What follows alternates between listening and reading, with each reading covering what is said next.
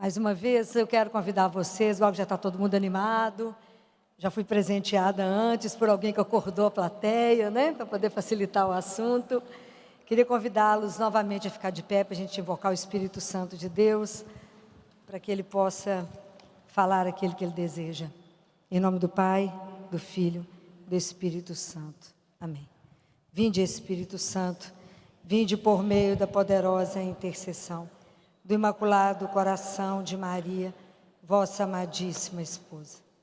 Vinde, Espírito Santo, vinde por meio da poderosa intercessão do Imaculado Coração de Maria, vossa amadíssima esposa. Vinde, Espírito Santo, vinde por meio da poderosa intercessão do Imaculado Coração de Maria, vossa amadíssima esposa. Amém. Ave Maria, cheia de graça, o Senhor é convosco. Bendita sois vós entre as mulheres, bendito é o fruto do vosso ventre, Jesus. Santa Maria, Mãe de Deus, rogai por nós, pecadores, agora e na hora da nossa morte. Amém. Obrigada. Quando eu conversei com o Dom Bruno sobre o assunto que eles gostariam que a gente conversasse um pouco, ele falou comigo: minha filha, medita essa palavra, João 15:15. Já não vos chamo servos, vos chamo amigos. Se a gente pensar na definição de amigo, amigo é aquele que eu vou permitir que me olhe na minha vulnerabilidade, na minha miséria, na minha fraqueza, e entrego tudo isso nas mãos dele. Em quem que enquadra essa definição de amigo? Somente em Jesus. Com quem que eu posso me rasgar inteiro, mostrar a minha miséria, mostrar o meu nada, que não vai abusar disso, que não seja Jesus. Mas nós jamais poderíamos convidar o Filho de Deus para ser nosso amigo. Isso é uma ousadia imensa. Mas quem se coloca primeiro como meu amigo é Ele. Ele que nos chama para uma relação mais próxima. Porque amigo implica em estar perto, implica em caminhar junto, implica em permanecer. Isso amizade implica. E a Bíblia toda é feita de histórias de grandes amigos. Nós podemos lembrar algumas de Deus, né? E uma das histórias que mais me emociona, né, entre tantas ali, mas é de Abrão, antes de se tornar Abraão. Quando vocês olharem Gênesis, capítulo 15, versículo 1, Deus fala com ele: Abrão, não tenhais medo. Olha a segunda parte. Eu serei o teu escudo. Pode imaginar o que é isso? Você ouvir Deus falando com você: não tenhais medo, eu serei o teu escudo. Isso é simplesmente extraordinário. Mas a amizade, ela não se faz de um encontro de vez em quando. Para poder ser amigo de alguém, eu tenho que me encontrar com esse alguém periodicamente. Eu não posso ver Deus só na missa de domingo. Que amizade eu construo vendo Ele uma vez por semana? Não construo. É muito pouco. A amizade, ela se constrói na intimidade. Eu não vou ser amigo de alguém que eu ponho na sala somente. O amigo é aquele que vai na minha cozinha. Assim dizia Teresa de Ávila. Santa Teresa falava que Jesus andava no meio das panelas dela, das caçarolas.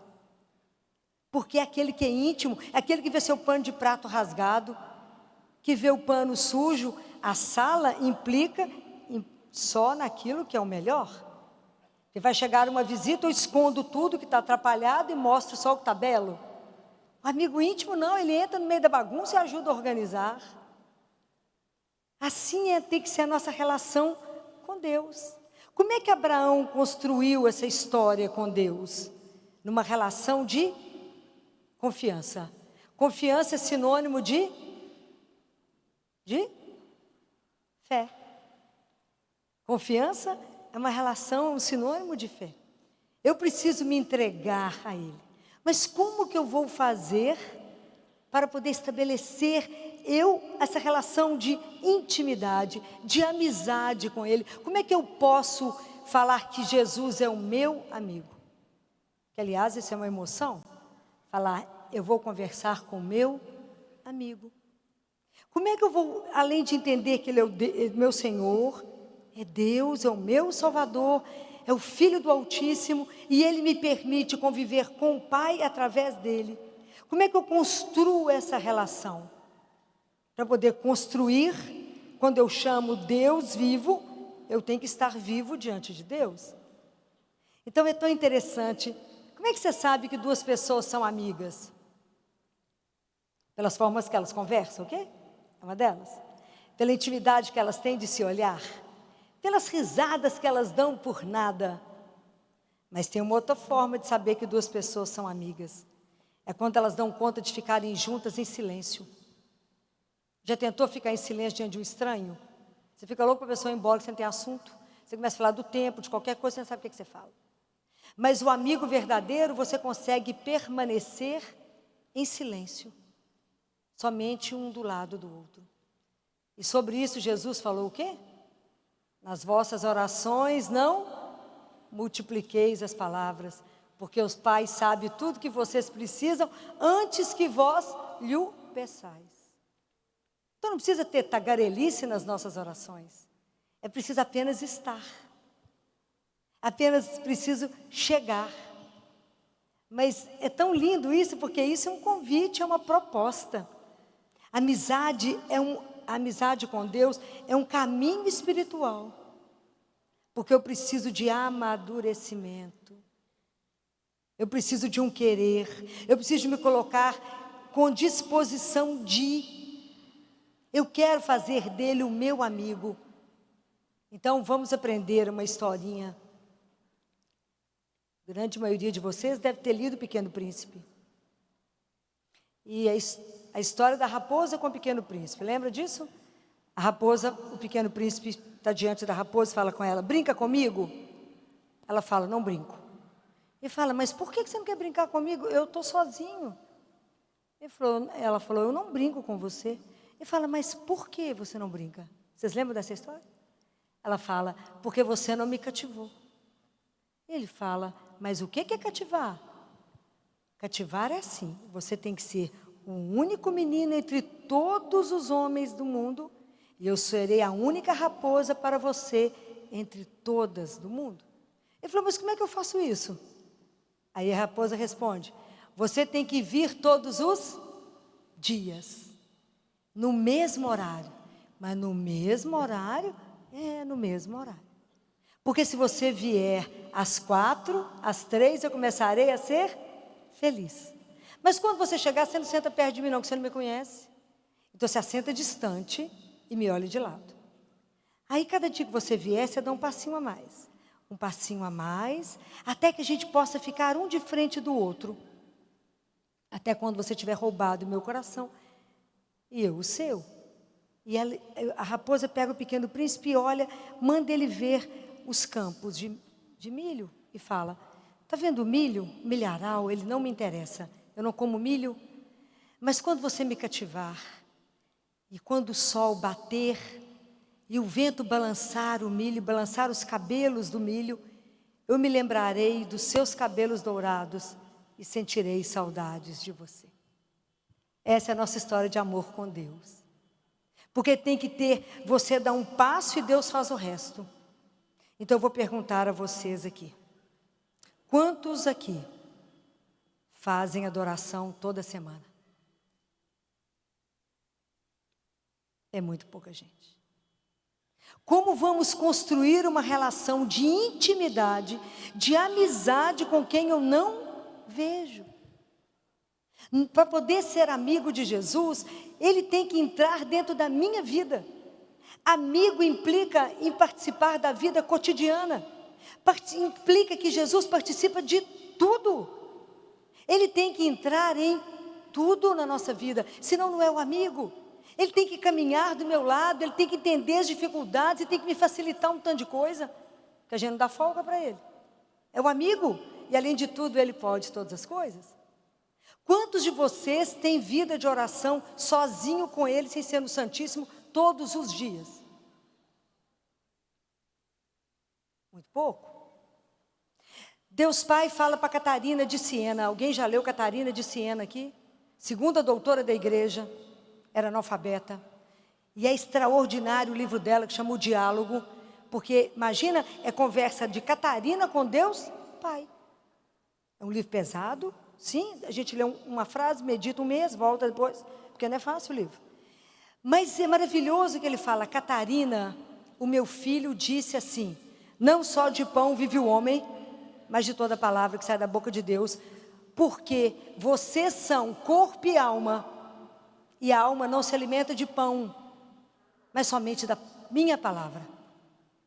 Então preste atenção, por que às vezes a gente fica desanimado, deprimido, sem força para nada? Porque a gente não alimenta a alma, e quem carrega o corpo?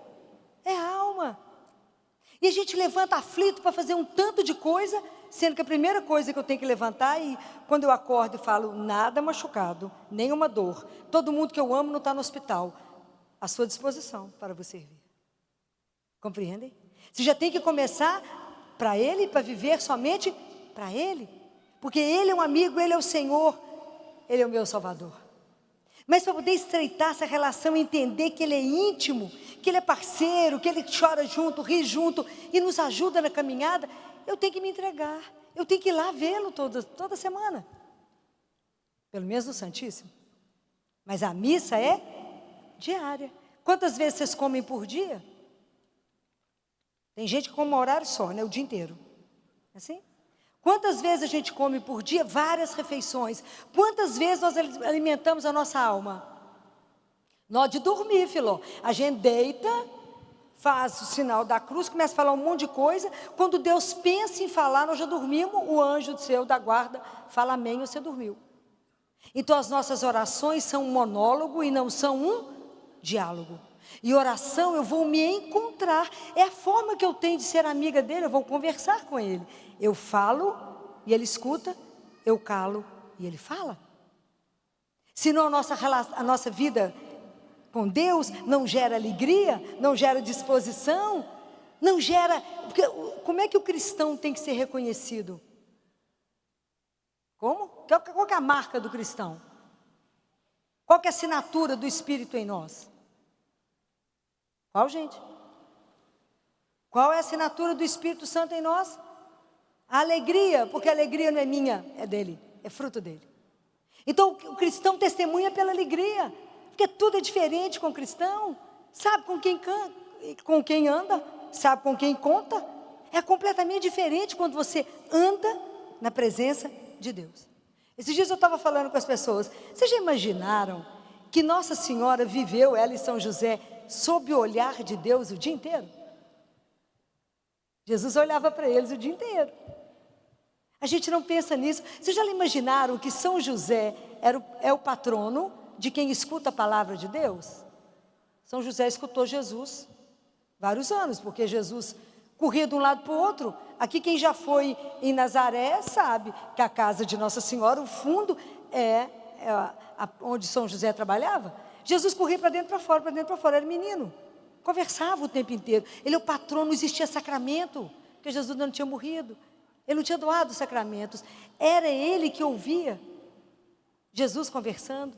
Mas como está longe de nós a consciência que nós andamos na presença de Deus, que é real, que quando Ele fala, eis que estou convosco todos os dias, Ele está conosco. Como é difícil entender isso, como é difícil, na verdade, viver, porque na grande maioria de nós cristãos, nós vamos à missa, saiu da missa, Deus ficou na igreja, vamos embora. Deus não entra na nossa intimidade, Deus não entra nos nossos problemas, a gente tira Deus dos problemas e tem que ser ao contrário. É o contrário que se vive, não é para poder de verdade Ele ser o nosso amigo, isso é uma proposta. Por que Ele é nosso amigo? Porque Ele nos deu a conhecer tudo que o Pai falou. Ele veio nos ensinar que somos filhos do Altíssimo. Mas nós vamos viver na nossa... Sabe qual que é a coisa mais grave? quando a gente faz essa relação com Deus, é viver isso como, é como se já tivesse acostumado com isso. Sabe, é como se a gente coloca a nossa vida espiritual no ponto morto. Deixa eu falar uma coisa para vocês, não existe parque de estacionamento espiritual. Nós estamos sempre caminhando, sempre amadurecendo. E aí existe um livro que eu queria muito que vocês lessem, eu não sei aqui quem conhece, o título é em latim, chama Sino, S-I-N-U, Iesu, que é Jesus. Alguém já ouviu falar nesse livro? O padre? Pouquíssimas pessoas. Esse livro é uma das coisas mais lindas que eu já li, não é, padre? Porque, na verdade, Jesus fez esse livro para vocês, sacerdotes. Mas a gente que é mais atrevido lê os livros do sacerdote. Porque é maravilhoso. A sensação que a gente tem é que Jesus assenta do nosso lado e te ensina a adorá-lo. É maravilhoso. Ele convida esse monge está vivo, então não tem autor. É escrito um monge beneditino. E ele fala assim: quando você vier me visitar no Santíssimo, quando você vier me ver, eu gostaria que você não ficasse pensando o que você vai falar comigo, porque não é um encontro de amigos. Amigo no programa que vai falar, você encontra e fala: oi, como é que você está? Não é assim? E quando você vier, fale para mim de tudo aquilo que aflige o seu coração. E aí a gente entrega, ok? Porque depois que eu entreguei para ele, está entregue. Então não me dê sugestões, você sabe de alguma coisa? Se a gente soubesse, a gente mesmo fazia, né? Então a gente vai lá e entrega. E deixa na mão dele. E ele fala assim: quando você vier interceder por alguém, repita para mim o que falaram comigo quando Lázaro estava doente. Alguém lembra? Claro que não, né, filó? A gente não anda com a palavra na ponta da língua. O que foi que falaram com Jesus quando Lázaro estava doente? Jesus, Lázaro, a quem tu amas, está doente. Então, quando você for lá no Santíssimo e quiser interceder por mim, você fala: Jesus, Filó, a quem tu amas, está doente. E ponto, como diz ele, ponto. Não fica dando sugestão para ele do que tem que fazer na vida do outro, e nem perguntando assim: Jesus, você já resolveu aquele negócio? Ele falou: não tenha curiosidade com a vida do outro, procure cuidar da sua alma, porque eu posso te chamar hoje. Isso é ele que falou, foi eu não. Mas a gente não presta atenção. E São João Maria Vianney teve uma visão belíssima, que quando a gente chega para visitar o Santíssimo, que Jesus nos recebe com um beijo. Mas a gente deixa ele lá, né? A gente não acredita que ele está vivo. A gente não acredita. E ele fala assim: o dia que o meu povo acreditar que eu estou vivo no Santíssimo, lá no Sacrário, as igrejas não caberão. Terão fila noite e dia para conversar comigo. E ele está lá disponível 24 horas, de graça, e nós passamos na porta da igreja e não entramos, porque não acreditamos. É verdade, ele permaneceu vivo, ele não foi embora, ele permanece ali à nossa disposição. Ele é prisioneiro de amor e nós o abandonamos. Por isso esse livro, porque ele não é visto, não é amado, não é desejado, a gente não sente falta dele. Eu vou contar para vocês tudo que eu arrumo com ele lá no Santíssimo, que é espetacular.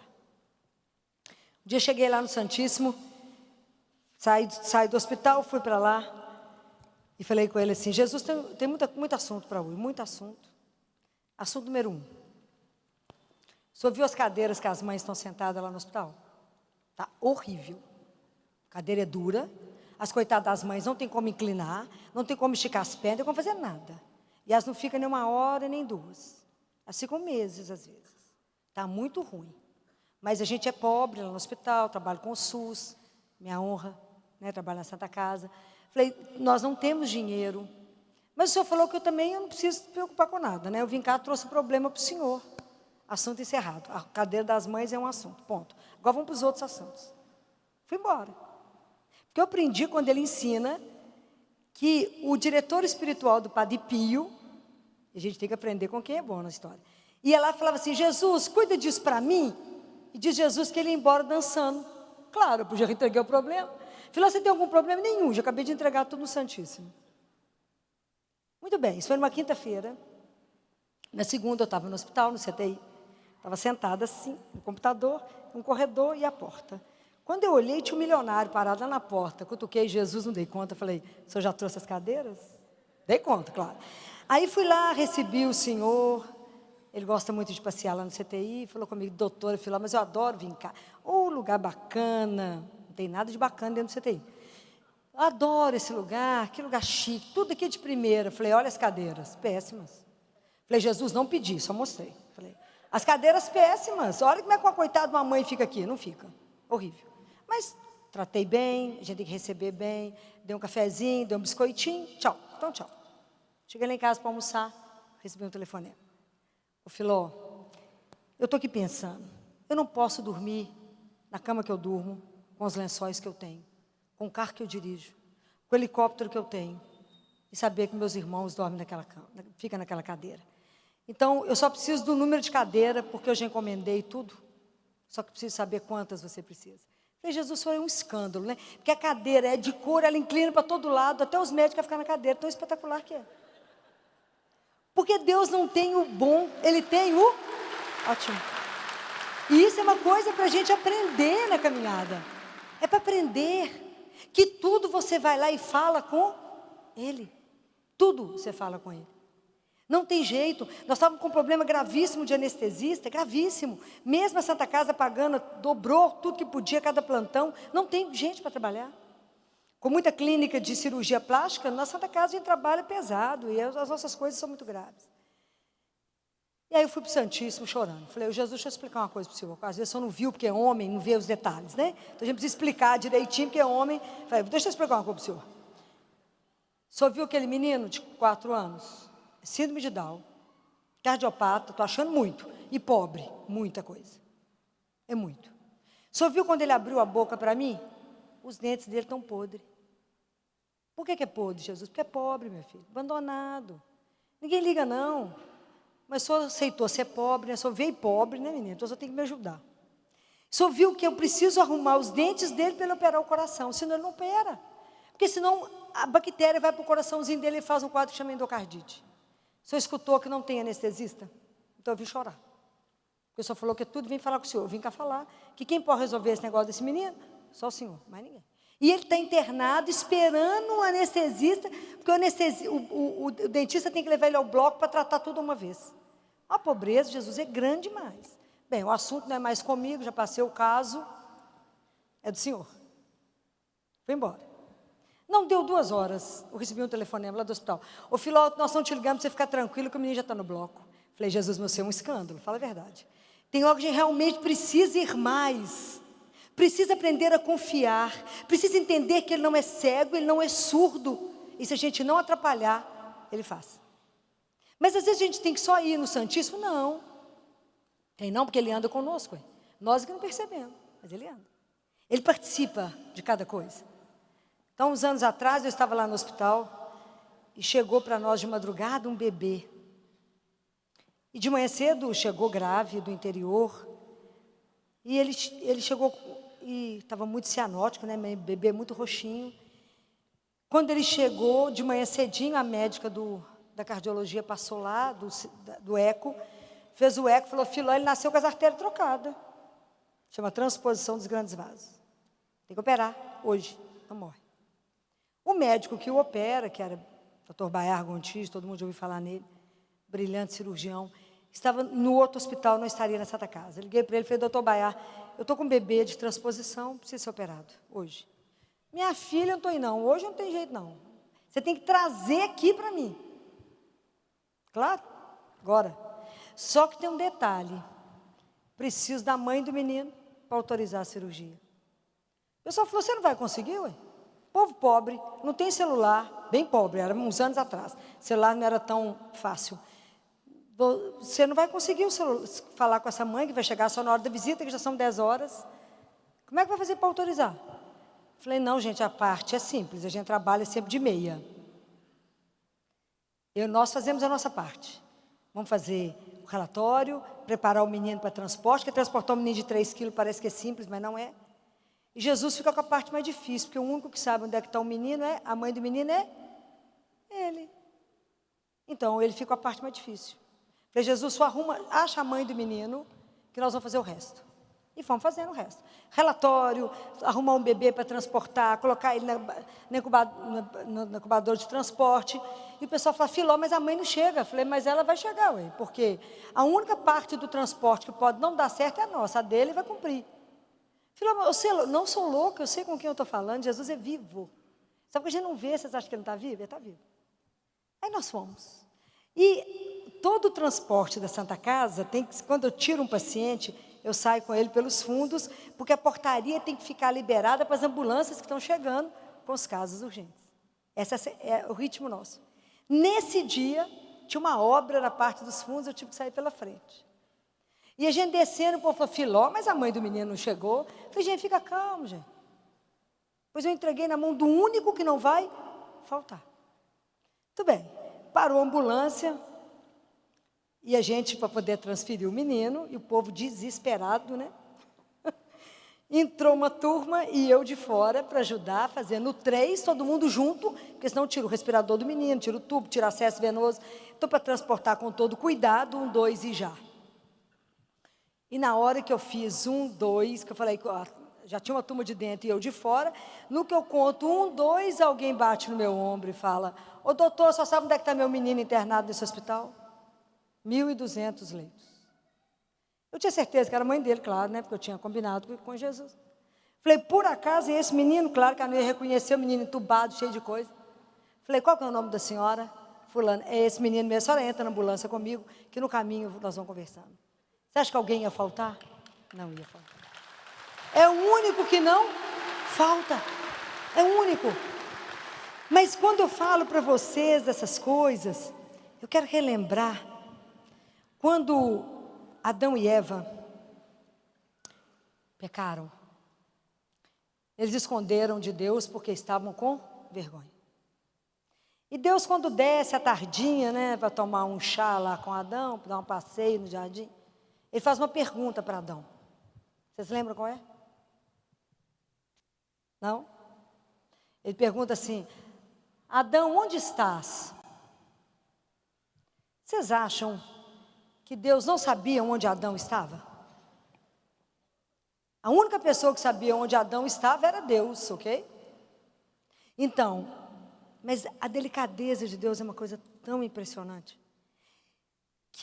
Por que ele perguntou isso, como ele pergunta para cada um de nós? Porque somente eu posso dizer para ele, aonde eu estou na minha caminhada espiritual? Onde estás? Ei, Jesus, estou lá no começo. Por quê? Porque às vezes a gente anda na vida carregando Deus como se fosse uma tralha. Entre tantas coisas que a gente carrega Deus. E não é assim. Enquanto Ele não for o Senhor absoluto da minha vida, e eu girar por causa dEle, tem alguma coisa errada. Eu tenho que tirar o eu e colocar Ele e caminhar como meu amigo. Ele me dá a chance de ser amigo. Mas Deus nunca vai te invadir e falar, e aquele negócio que você tem para me contar? Porque Jesus só vai trabalhar em nós aquilo que a gente apresentar para Ele. Só o que é apresentado, mostrado, pode ser redimido. Deus não vai te invadir, não vai roubar nada. Ele vai permitir que você queira. E se a gente não quiser, Ele não vai entrar. Isso é de uma seriedade absoluta. Porque eu falo como a gente perde tempo em deixar Deus para as outras coisas. Ele fala assim, nunca confie em você, confie só em mim. Fala, não, que coisa difícil. Porque a gente acha que tem o controle 360 graus. E a gente determina tudo. Outro dia perguntaram assim, ô doutora Filó, como é que faz para ter menina? Eu falei, não sei, gente, só sei que faz as coisas. Agora, qual posição para ter menina? Nunca ouvi falar nisso. Quem decide isso é Deus. Mas a gente quer ter controle de tudo. Nós achamos que temos controle de tudo. Aí quando tem um acontecimento na vida, a gente fala, eu não vivo, eu não dou conta, eu não sobrevivo, porque a gente não alicerçou. E o fato de eu ter amizade com Jesus não significa que a nossa vida está blindada contra o sofrimento. Ao contrário. Se vocês lerem Lucas, Jesus fala da casa sobre a rocha e da casa na areia, a sequência dos problemas é exatamente a mesma. O que muda? Porque se eu estou com a minha casa sobre a areia, na rocha eu sei que eu estou acompanhada, que eu não estou só. Isso é que faz a diferença. Sabe o que eu mais aprendi no meu tempo todo de CTI, 34 anos lá dentro? É que a gente não é dono de nada, absolutamente nada. E que é muito difícil, né, a gente entregar os filhos. Mas a gente não tem controle de nada, a gente não sabe o próximo segundo. Não sabemos. Mas a gente levanta achando que sabe tudo que vai acontecer. Aí a vida tem um imprevisto e diz assim Santo Agostinho: quer conhecer o caráter de alguém? Dê o sofrimento. Porque é nessa hora que você vê o povo gritar e falar: por que comigo, Senhor? Eu sou dizimista. Eu sou lá do grupo da pastoral da família e o Senhor faz isso comigo. A nossa fé é rasa que faz dó. Sabemos de nada. E é impressionante como é que você vê isso. E como é que é impressionante quando você vê uma mãe e uma família que crê. É completamente diferente o comportamento. E como que nós somos lentos, né? Aquilo que Jesus fala. Como sois lentos, né? Eu quero vocês de amigo e vocês ainda pensam se querem ou não caminhar comigo. É a melhor amizade que você pode ter. É algo que mais me emociona na vida, é saber que temos um amigo. Aí no meio disso tudo, né, de ser amigo, falei com vocês que a saúde é um bem-estar físico, mental, emocional e espiritual. Hoje eu digo para vocês que hoje as famílias estão muito doentes. Muito doentes. Hoje a pediatria mudou completamente e hoje virou quase que só um tratamento de doença comportamental. Hoje as doenças infecciosas estão acabando e as crianças estão muito doentes do ponto de vista emocional. E é tão interessante porque a gente dá sempre... E de uma vez um casal estava grávido e perguntou para mim assim: doutora Filó, a senhora acha que já está na hora de comprar o celular para a criança? Falei: a gente põe intraútero, né, para ela poder assistir. Mas isso eu não vi, nunca vi um pai correr para dar um terço e uma Bíblia para um filho. Eu nunca vi. E aí eu penso que a gente como família, e tendo Deus como amigo, o modelo que a gente deveria seguir na nossa vida é a família de Nazaré. Mas a família de Nazaré é muito difícil da gente imitar. O silêncio, o trabalho que foi, ali Jesus consagrou o trabalho. Ouvir, estar sempre o dia inteiro na presença de Deus. Mas nós podemos ter a ousadia de querer ser a casa de Betânia. Porque Betânia era a casa dos amigos de Jesus. E a nossa casa pode ser a casa que é amiga de Jesus. Isso é possível? Claro que é. Isso faz parte da tradição da igreja antiga. E é lindo, essa tradição surgiu exatamente por causa de Lázaro mesmo. Então, vocês imaginam, a família de Lázaro era uma família abastada. Um dia chega alguém lá e fala assim: aqui vocês podiam receber um homem que fala muito, mais ou menos um profeta. Vocês podem receber ele para um almoço? Mas ele anda pelo menos com mais uns 12. Fico imaginando o desespero de Marta. Não, pode vir, chega ele tanto de homem para comer. Aí o primeiro almoço, sentou todo mundo naquela formalidade, porque ninguém se conhecia. Almoçaram, e na hora de ir embora, eles falaram assim: então tá, depois você volta. Igual quando a gente não tem muita intimidade. Então tá, depois você volta. Jesus voltou, porque ele é terrível, ele voltou. Voltou Jesus. Aí quando Jesus voltou para o segundo almoço, já foi melhor. Já foi mais caloroso, riram mais, né? Porque Jesus era bom de prosa, né? Gostava de comer bem, conversar, deve ter rido bastante. Na hora de ir embora, Marta e Lázaro já falaram com ele assim: aqui, mas você volta mesmo? Você volta aqui? Jesus falou: claro que eu volto. E voltou uma terceira vez. Na terceira vez que Jesus voltou, Lázaro não assentou ao lado de Jesus. Lázaro assentou de frente a Jesus. E colocou o cotovelo dele no joelho de Jesus. Olhou nos olhos dele e começou a chorar. E falou: aqui em casa não era assim. Aqui em casa era eu, Marta e Maria. Mas Maria foi embora, Senhor. Essa história me emociona profundamente. E Jesus olha para ele e fala assim: não chora, Lázaro. Eu irei trazer Maria de volta. Naquele último jantar, quando Jesus vai despedir deles, sem que eles saibam. Maria não quebra aquele vaso de perfume e perfuma Jesus lá na casa? Jesus volta, põe Maria de volta. Então por que a nossa casa pode ser a casa de Betânia? Porque na nossa família sempre tem um Lázaro que está precisando ser ressuscitado. E sempre tem uma Maria que foi embora. É preciso chamar Jesus para ser amigo da família. É preciso colocar Jesus lá dentro para que a gente dê conta desse desafio que é ser família cristã. E para isso, a gente faz a entronização do Sagrado Coração de Jesus na casa. Isso existe, os padres sabem disso. A gente compra a imagem, a gente aproveita, compra o Sagrado Coração de Jesus e de Maria. E faz a entronização, de forma que eu ensino as crianças desde pequenininho, que todos os dias a gente se reúne diante do amigo. E contamos tudo para ele.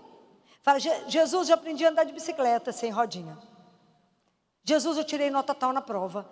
Jesus, meu pai está doente. Jesus, tudo a gente conta para o amigo.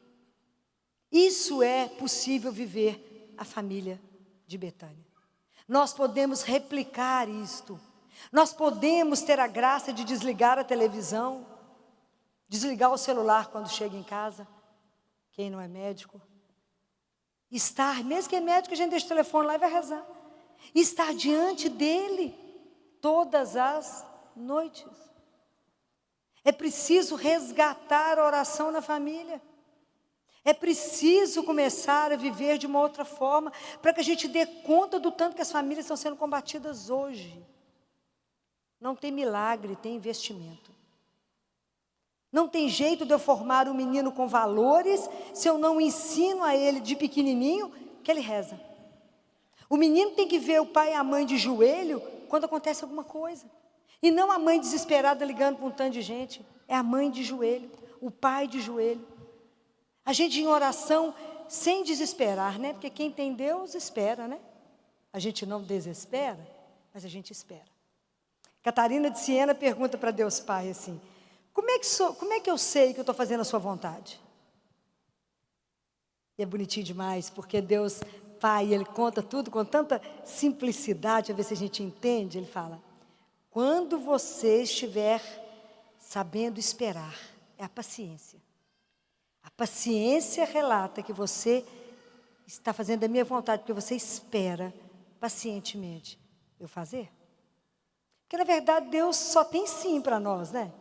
Ele tem 3 tipos de sim, vocês conhecem isso? Vocês conhecem? Não? O primeiro sim é o que a gente sonha, né? Fala assim, me dá uma água, e fala aqui, ó, água.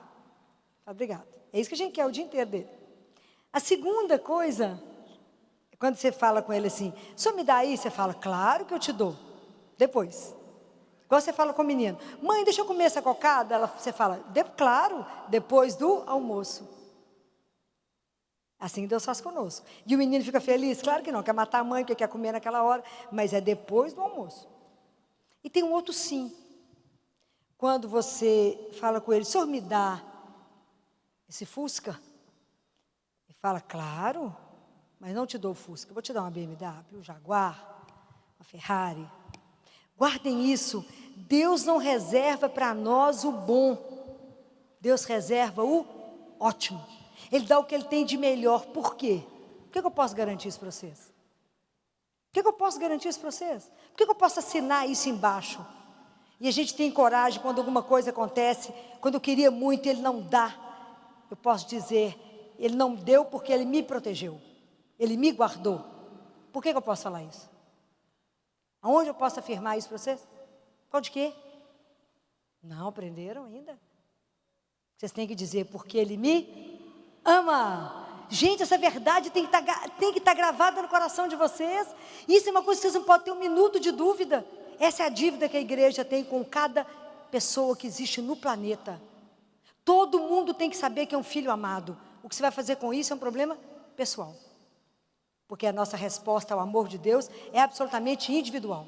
Você pode querer ou não caminhar com Ele. A resposta é sua, absolutamente sua. Mas você nunca poderá dizer, nunca fiquei sabendo que eu sou amada? Mas é por causa do amor que eu te garanto, Deus só tem o melhor. Ele não tem o mais ou menos. Isso é uma garantia. Deus fala assim para uma mística, eu amo ler os místicos, né? E essa mística da Segunda Guerra Mundial, chama Gabriele. Vocês já leram esse livro? Chama Ele e Eu. E Jesus fala com ela assim: Gabriele, quando você perceber uma mesa bem posta, uma comida bem feita, um prato arrumado, leia isso. Como, Senhor? Porque eu te amo. E eu preparei essas coisas para você. Então, vocês, não sei se vocês já tiveram essa experiência, mas eu amo mexerica. Cada vez que eu chupo mexerica, eu falo, ele fez essa mexerica porque ele sabia que eu ia amá-la. Compreendem? Vocês têm que começar a entender que são filhos únicos e amados, para que a gente tenha condição de ter uma caminhada de amigo. Amigo é mais fácil, porque amigo eu não preciso possuir, tem limite. Amigo não vai embora, eu sei que ele está ali me esperando, eu posso ir no Santíssimo quantas vezes eu quiser. Ele não vai, ele me espera, ele me respeita. É uma caminhada diferente. É maravilhoso poder contar com o único que é seu amigo. Aquele que você pode se rasgar. Aquele que você pode ficar nua diante dele, que ele já absolutamente te conhece. Não é fácil, mas é um caminho maravilhoso. Maravilhoso. Ter Deus como nosso amigo tira qualquer medo da sua vida. Mesmo que você passe o que você tiver que passar, você passa porque ele passa junto. O que está escrito em Isaías? Se você tiver que atravessar o fogo, você não queima porque eu estou junto. Se você tiver que atravessar a água, você não afunda porque eu estarei convosco. Mas como nos falta coragem para de verdade acreditar, de verdade mergulhar nessa vida de fé e viver uma fé que irradia, uma fé que contagia. Porque a sua fé tem que contagiar. As pessoas têm que te ver e falar, menina, mas que alegria é essa? Você tem algum problema? Nenhum, eu já contei tudo para quem deve. E aí, então, eu não sei que dia que vai resolver não, mas eu já entreguei, né? Está entregue. Entreguei, está entregue. Nem toco mais no assunto, porque ele vai resolver na hora certa. Mas isso não tem mágica. A fé, ela tem que ser cultivada. A amizade também tem que ser cultivada. A minha confiança em Deus, ela tem que ser um crescente. Porque tem momentos que é facílimo confiar em Deus. A estrada é retinha. Às vezes, quando começa as descidas, quando começa as subidas, quando começa a ficar muito esburacado, eu falo, Deus me abandonou? Deus não liga para mim? Deus não escutou isso que eu falei com ele? Mas Deus escuta e Deus vê. E Ele vê tudo. Não há nada que passe despercebido. Deus sabe do detalhe do seu coração. E Deus é o único que tem tempo para nós. Ele espera até formiga andar. É o único que tem tempo. Qualquer pessoa que você conversar, fala, se eu tiver tempo. Deus não, Deus tem tempo. Ele te espera. E eu digo que mais desejo de ser íntima dEle, Ele tem de que você seja. Deus nos deseja muito mais do que nós o desejamos. Nós temos que entender que cristianismo é a religião do desejo. Deus nos deseja. Ele quer a nossa amizade. A alegria de Deus é caminhar com os filhos do homem. Está escrito na palavra. Essa é a grande alegria de Deus. É estar no meio de nós. É participar da nossa vida, da nossa correria, do nosso nada, da nossa rotina. Mas dentro dessa rotina, santificá-la. Então eu digo, quem é você, Filó? Eu sou filha de Deus. A minha profissão é o meu caminho de santificação. Então, bem-aventurado aquele que ama a Deus. E ama o inimigo, e ama o amigo por causa dele, e ama o inimigo, ama o amigo nele e ama o inimigo por causa dele. O cristão tem inimigo?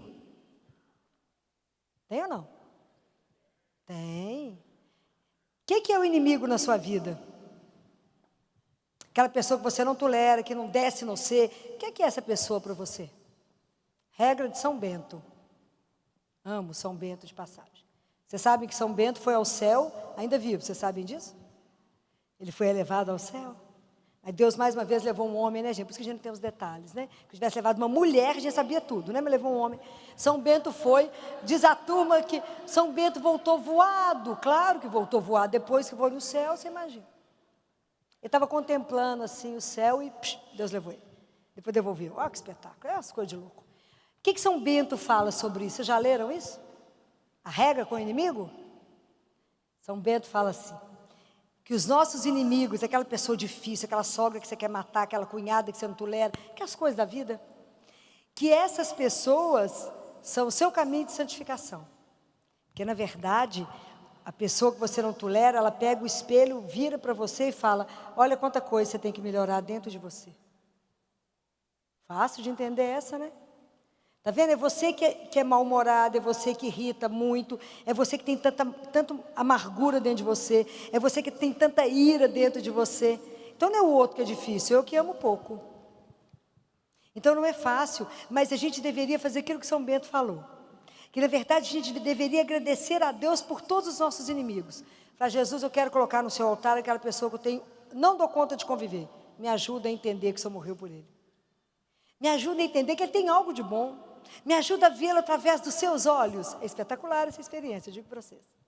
Comece a colocar no altar de Deus aquele povo que é difícil. Fale, ele é meu caminho para ir para o céu, porque eu não quero passar no purgatório, então me ajuda a chegar no céu. E isso é maravilhoso, o dia que você aprende a fazer tudo. Por isso que eu falei, bem-aventurado é aquele que ama o inimigo por causa dele.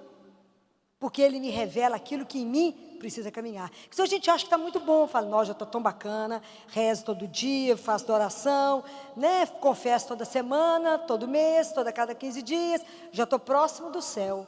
Aí coloca uma pessoa bem ordinária do seu lado, você fala, uau. Fala, Jesus, olha como é que essa pessoa é péssima. Ele fala, não é bem assim, vira o foco. Está vendo como é que essa caminhada com ele é espetacular? Porque ele vai revelando aquilo que a gente é. Ele vai revelando, você está caminhando com quem? Com aquele que é Deus. Perfeito, né? É aquele que vai te mostrando as coisas no seu caminho. É aquele que vai te revelando você para você mesmo. E fala, olha, é assim, você está achando isso, é assim. O papel do amigo na vida da gente, ele é sem preço, né? O amigo, ele só pode ser um presente de Deus. E poder caminhar com Jesus como nosso amigo é realmente indescritível. Saber que nada mais te apavora, nada mais te dá medo, a não ser você saber que na mão de quem você está. Uma das coisas que eu mais temia na minha vida era ter que enterrar pai e mãe. Minha mãe está aqui, graças a Deus está viva. Mas enterrar meu pai não ia ser fácil também. E no dia que ele passou mal, nós tivemos a graça de ele ficar só 36 horas no CTI. Porque CTI, para mim, ele tem uma tradução, chama Calvário de Transformação Interior. Ninguém mais é o mesmo. E eu sempre lutei muito no CTI para que a morte fosse humanizada. Eu acho que com a dignidade que a gente chega, nós temos que ter dignidade para ir. Porque quem está morrendo ainda está vivendo, porque assim disse o Senhor, todo aquele que vive e crê em mim, não morrerá. E ele fala, crês tu isto? Fala, nunca pensei no assunto que eu não precisei. Não é assim? A gente adia esse assunto. A gente adia conversar sobre isso. E Jesus fala assim, eu gostaria que vocês pensassem com mais alegria na morte.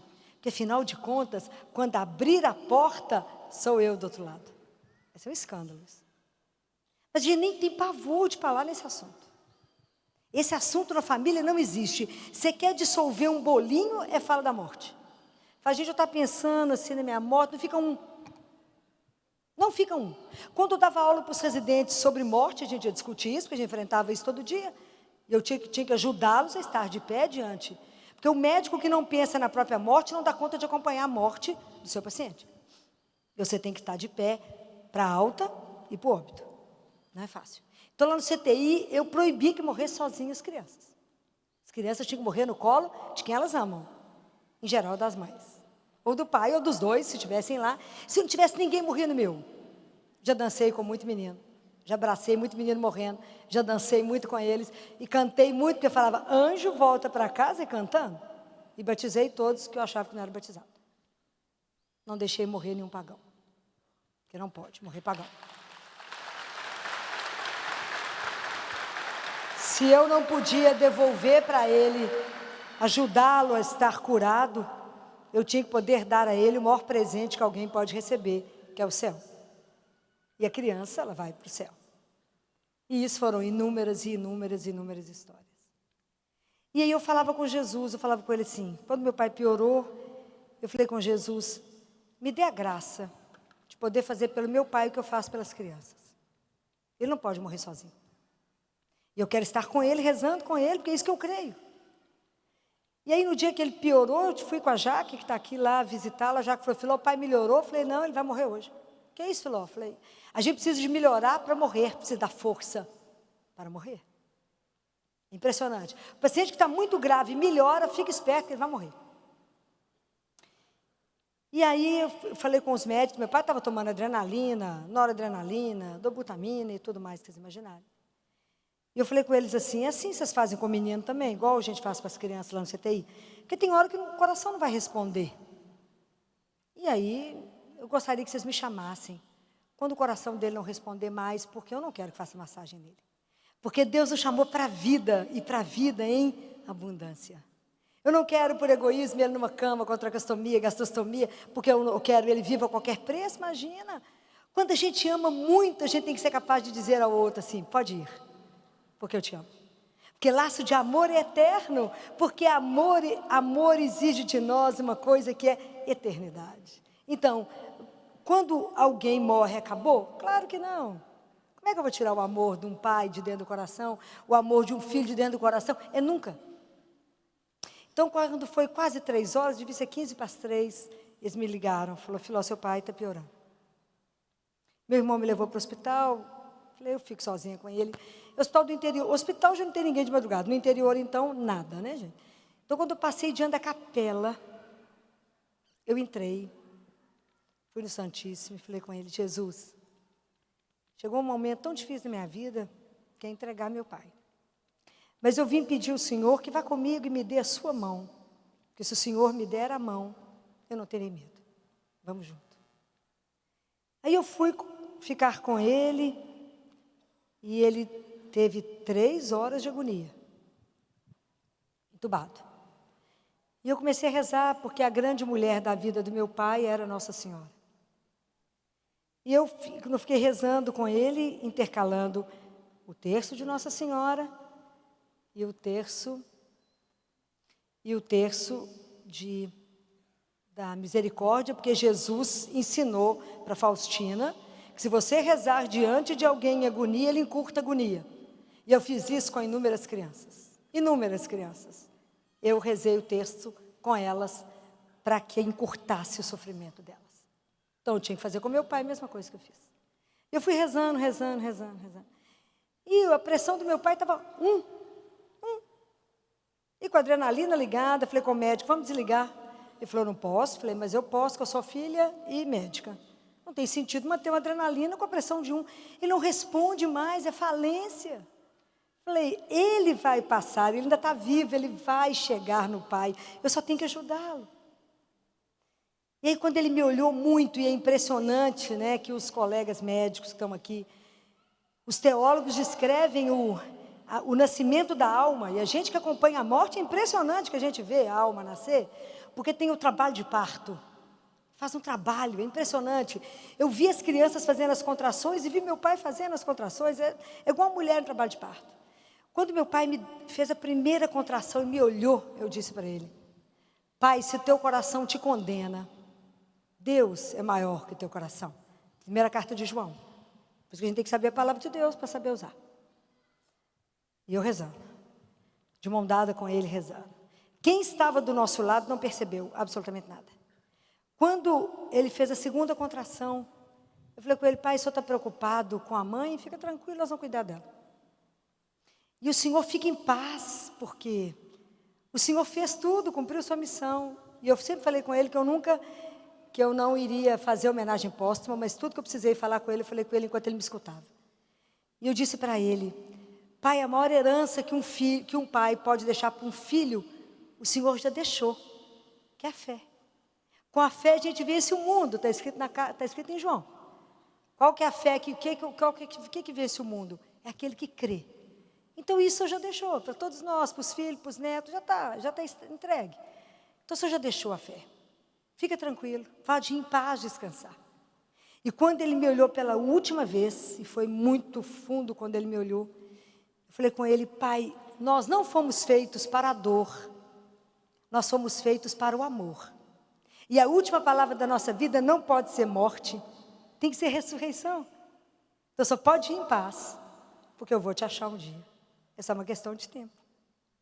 E não acabei a minha missão. Quando eu terminar, eu te encontro, porque é isso que eu creio, que ninguém pode nos separar do amor de Deus. Nós estamos escritos na mão dele. Se a gente vive para ele. Se a gente morre para ele. Então é sempre ele. Então, na verdade, o segredo da nossa vida é saber que temos ele na possibilidade de ser esse amigo que jamais vai faltar. É o único que nunca vai te abandonar, nunca vai te desapontar, nunca. Isso eu digo para todos, é a única pessoa por quem eu assino papel em branco, que ele jamais vai te deixar. Eu falo, quando a gente está sozinho, doente, quem fica? Deus. Quando você não tem dinheiro para distribuir, quando você não tem poder, quando você é nada, porque a doença tira tudo de nós, até a dignidade, Deus permanece. É o único. Então lá no CTI eu falava, aqui os meninos morrem, mas tem que morrer tudo enfeitado. Cama arrumada, esticada, menino limpo, sem dor e as meninas enfeitadas. Porque nós vamos voltar para casa. Mas é essa fé que te ajuda a manter, essa certeza desse amigo que está ali. E eu falava com os meninos, quantas crianças seguraram esse dedo? Quantos pedacinhos de uma mãozinha segurou uma falange? E ele segurava, minha mão segurava, até o momento que eu falava, vai entregar. Entregava, falava, vai.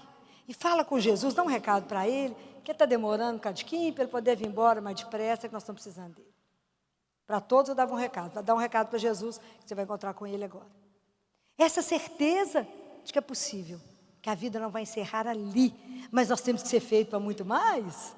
E essa é a certeza que nós temos que nos conduzir, é essa alegria que tem que nos fazer levantar e caminhar. Quando meu pai morreu, eu falei com a minha mãe, a gente anda e chora, mas anda. Não pode parar. Anda e chora, mas anda, na certeza de que tem muito mais. Tem uma coisa linda para poder encerrar aqui com vocês, porque depois nós temos mais um assunto, porque a turma já avisou ali. Existe uma mística, chama Josefa, alguém já ouviu falar nela? Os padres já ouviram falar? Josefa? Jesus chama, no livro Ensine-es, ele fala, minha pequena Josefa, lembra disso? Tem um rodapé que ele chama ela, minha pequena Josefa. Josefa era uma freira, que fazia, ela era muito humilde, e o trabalho dela lá no mosteiro era o mais simples, ela lavava as roupas, passava as roupas, o livro é desse tamanho, chama Apelo ao Amor, a gente não acha mais para comprar, foi um presente das freiras para mim. E um dia, Jesus escolheu José para conversar com ele. Olha que coisa encantadora. Parecia para a coitada José. Eu ia morrer cada vez que ele aparecesse, né? Vocês imaginam isso? E um dia Josefa estava no terceiro andar do mosteiro, fechando as janelas. Aí ela olhou num corredor comprido, e ela viu aquela luz imensa e Jesus andando com muita firmeza. Ela parou, eu também ia parar, só que eu ia cair morta, ela continuou firme. Josefa ficou em pé. Jesus chegou e falou assim com ela, Josefa, de onde você vem? A mesma resposta que eu ia dar, né? José falou, eu estou fechando as janelas, Senhor.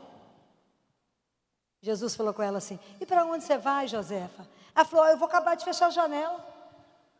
Jesus falou, resposta errada. Ela falou, ô Senhor, então o que eu tenho que responder? Olha como é que ela era humilde. Então o que eu tenho que falar? Josefa, você tem que dizer assim, presta atenção nessa frase que é encantadora. Ele falou com ela, Josefa, você tem que responder assim, eu vim do amor e eu volto para o amor. Isso é impagável. Entender essa frase, isso não tem preço. Esse corredor lá no mosteiro passou a ser chamado corredor do encontro. Eu vim do amor e eu volto para o amor. Isso é algo maravilhoso na nossa vida para entender que quem nos fez, nos ama. O único nome de Deus é amor. Ele é amor, então nada fora disso pertence a Ele. Ele é amor, por isso que Deus não nos pune dessa forma que a gente pensa. Só cabe nele amor, e nós vamos voltar para os braços do amor. Então agora não vou saber quem, porque é muita coisa que eu leio, às vezes misturo, não quero falar errado. Que a gente está nos braços de Deus como uma criança, e quando a gente morre, Ele só nos muda de braço. Então o que eu desejo para vocês, para a gente encerrar esse momento, eu tenho que fazer um outro com vocês, né? É que a gente viva descansado na filiação divina. Viva abandonado, sabendo que você tem um pai. A sensação que eu tenho quando eu tenho um pai é a mesma sensação de quando você cai na piscina assim de costas, assim, sabendo que tem água ali esperando. Sabendo que Ele te acolhe. E eu não sei se vocês já sentiram saudade de Deus Pai. Eu tenho dia que eu tenho tanta saudade dele que eu choro de saudade do Pai. Tem hora que eu vou rezar Pai Nosso, eu paro no Pai. Porque chora tanto, falo com Jesus, agora o assunto não é com o Senhor, estou com a saudade do Pai, que você não tem ideia. Mas uma saudade que dói, mas que dói. Que eu falo, estou com saudade do meu Pai, não é meu Pai da terra, é o Pai do céu. Que eu fico imaginando só que Ele, com que amor Ele criou cada um de nós. Eu falo com Ele, me dê a graça de ser uma filha adotiva, que o Senhor nunca se envergonhe ou se entristeça de ter criado. Mas que o Senhor possa olhar para cada um de nós e para mim e dizer, essa é minha filha, esse é meu filho. Isso é que a gente tem que andar com essa certeza. Se descanse na filiação divina. Tudo que vier para perturbar o seu coração, não permita. Fala, vou falar com meu amigo. Vai lá e conversa com ele. Meu marido fala assim, a hora mais feliz do dia de Jesus é a hora que você dorme. Porque ele descansa. Eu falo que nada, ele fica sentado na beirada da cama esperando acordar, porque ele gosta de movimento e vida morta não é o que ele interessa, porque Deus nos deu a vida para viver em plenitude e com alegria de pertencer aqui. E saber que cada dia que eu vivo falta menos um para estar com Ele. Cada dia que eu vivo mais perto dEle, cada dia que eu vivo menos um para um dia poder abraçar e falar, foi por ti que eu me gastei. A oração, ele é um grande presente de Deus na nossa vida. Como é que eu falo com Deus? Rezando. Então rezar é isso, né? Eu vou me encontrar. Ninguém pode com quem está de joelho. Ninguém pode com a pessoa que reza. Ninguém pode, é isso que eles cantaram? Vai cair, vai cair.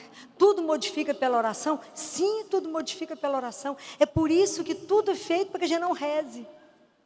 Porque se eu não rezo, eu me perturbo completamente, mas se eu rezo, eu sintonizo com Ele, eu falo. Mas Deus deseja um diálogo, aquilo que eu falei com vocês, não é um monólogo. Eu preciso aprender a estar diante dEle, aquilo que eu falei, eu tenho que estar vivo diante dEle.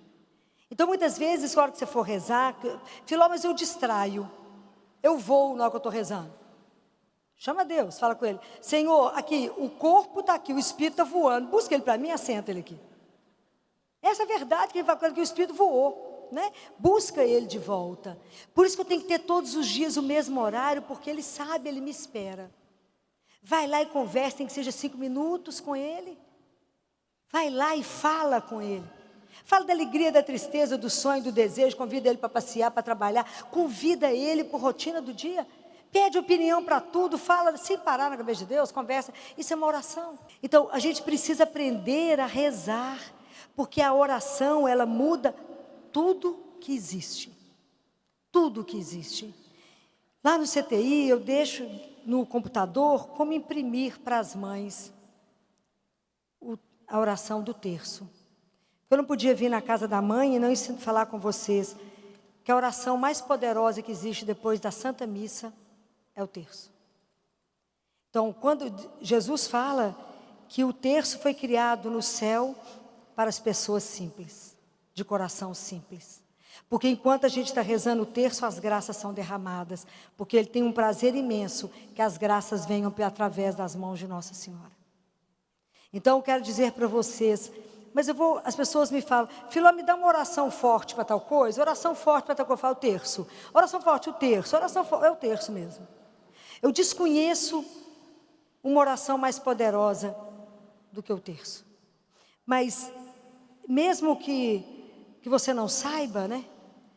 Leia se você não souber, procure aprender. Mas quando eu falo para vocês que Deus escuta as nossas orações, o padre vai me permitir um segundo.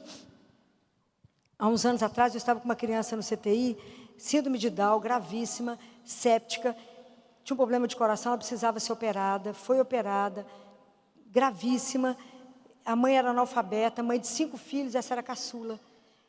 Aí eu sentei com ela, eu sempre faço a acolhida dos pais, e sou eu que dou as notícias, e expliquei para ela a gravidade da criança, falei, aqui é 2 caminhos, ou ela vai responder, ou ela vai morrer hoje, ela não dá conta mais.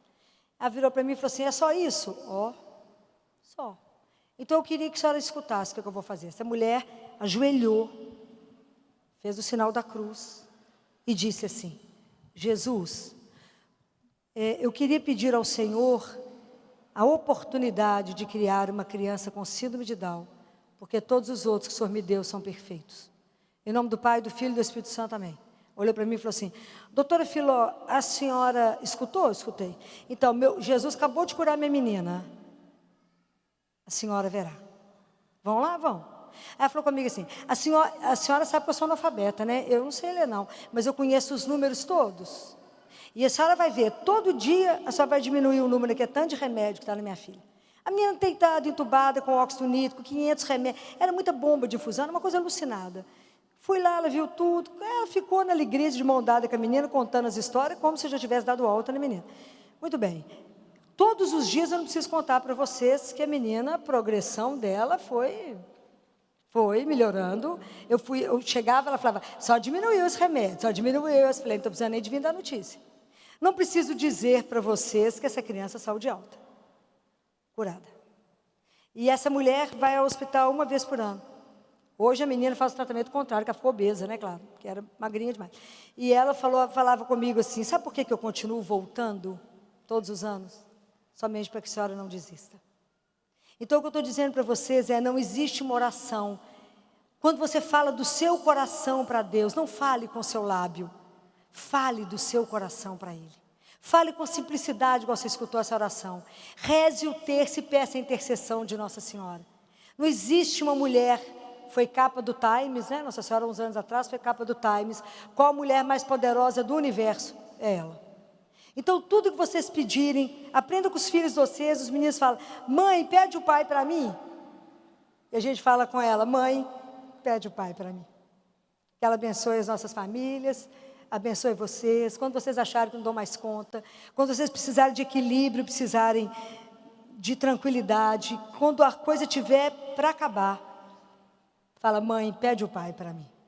Nunca duvidem do poder intercessor de Nossa Senhora, que não tem sossego enquanto não colocar todos os filhos diante de Deus no céu, e ela poder fechar a porta do paraíso e falar com o Pai, trouxe todos, não perdi nenhum dos que o Senhor me entregou na cruz.